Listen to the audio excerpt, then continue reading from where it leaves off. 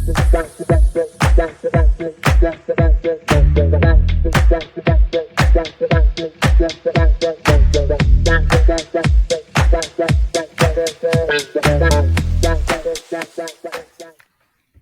right, guys. In this next assignment, this next tutorial, we're going to learn how to access or to highlight subject matter with using color. And what we're going to do is we're going to find an image on the internet. Make sure it's a high resolution image. Um, the higher the resolution, the higher the pixels, and the better quality, the better and easier it's going to be to do this effect. So the first thing I'm going to do is I found an image that I'd like to use, and I'm going to hit open. And I've found right here is these football players, and there is my image right there. I found this running back running through the for a touchdown here, which I think is really great. Some nice vivid colors. And what I want to do is I want to accent these players by making the background either black and white or a solid color. I'm going to colorize the background using a non-destructive editing. So the first thing I want to do is obviously open my layers panel, so I don't see it here anywhere. So I'm going to go up to the workspace. I'm going to hit Reset Essentials, and boom, there is my layers panel right here on the bottom of the screen. And then I'm going to close the tab group here because I only need my layers right now. I'm also going to unlock my layer. I always do that before I do anything. And this is great because I can see the picture. Nice, excellent resolution, nice and clear. So make sure to find an image that you can do that has maybe a little action like this, whether it be football, basketball, anything like that, that you want to colorize. And you're going to find that on Google. So the first thing I'm going to do is I'm going to use my select tool of choice, which is when we've gone over that, I'm going to use the quick selection tool. You can use a lasso tool if you like. You can use whatever, and it depends on what you select. What picture you select is going to dictate which selection tool you use. So I'm going to use my quick selection tool, and I want to have this player here, this running back, the guy with the ball, the football player with the ball. I want him to be in color, and the two gentlemen trying to tackle him, and everything else in black and white. And I'll show you how to do that. So first I'm going to select my player by clicking and dragging over my player like so.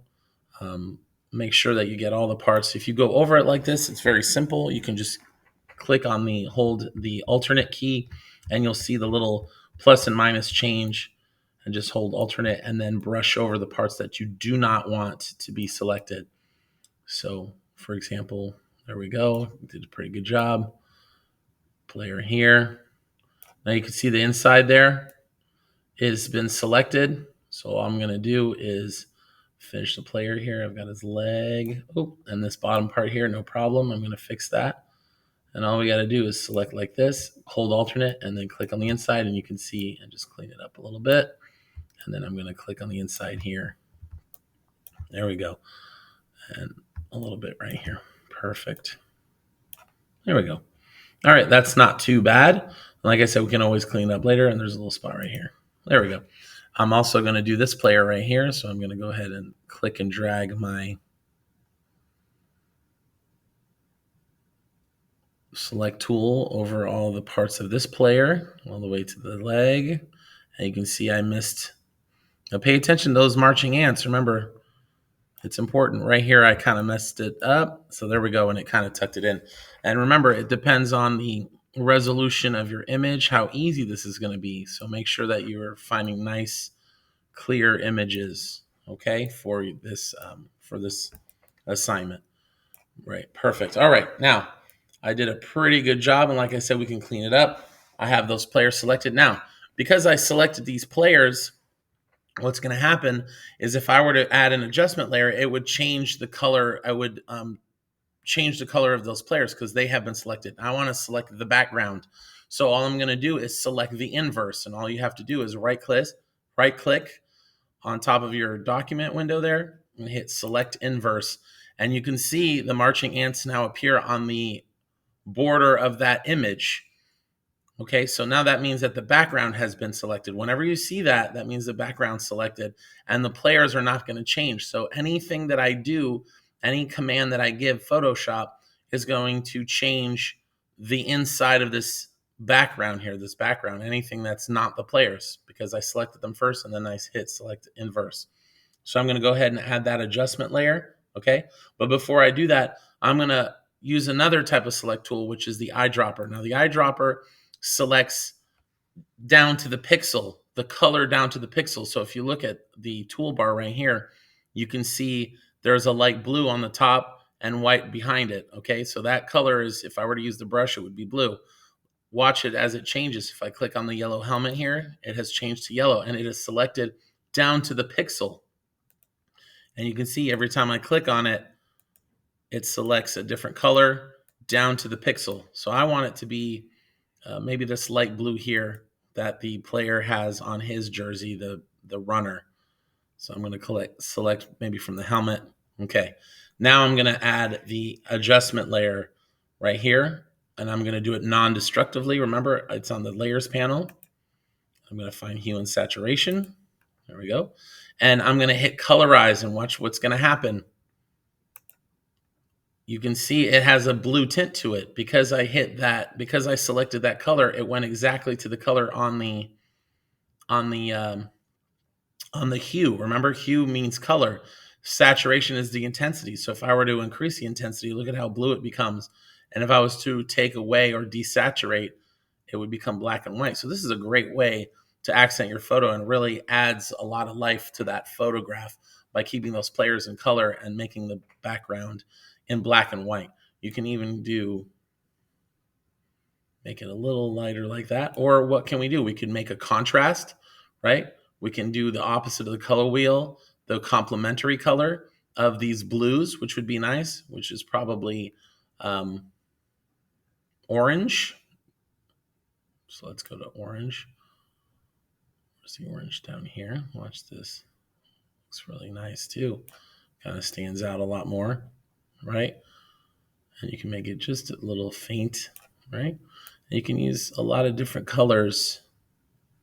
Some are going to be more successful than others. I really like the orange, to be honest.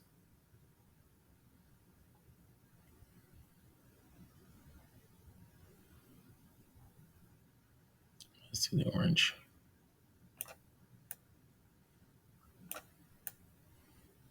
And you can darken the image too a little bit.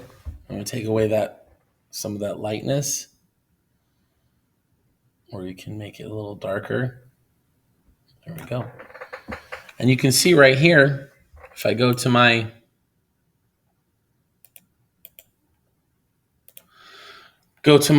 layers panel, there's the original image. This is the adjustment layer, and look at that. The figures that I selected are there on that mask on the top there on that layer. Look, I can hide it, and it has been non-destructively changed. You can also see anywhere that I didn't select. Look at that, 5 is changing. So I can go to my brush, I switch it to black, and I just paint. Make sure you're selected on that, and you just paint over it, and it goes back to normal. And you can see it stays. Okay, so your final image should have a look like that with the complementary color, or you can use black and white as the background. You definitely have to have the subjects in focus.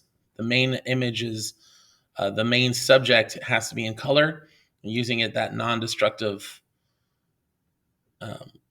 hue adjustment. Remember, hue is color, saturation is the intensity, and the lightness is the value, so how much white or black.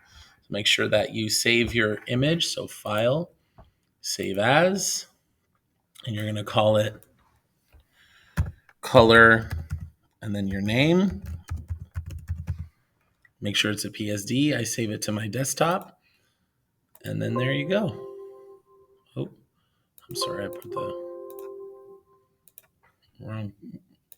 I meant to put a point. There we go.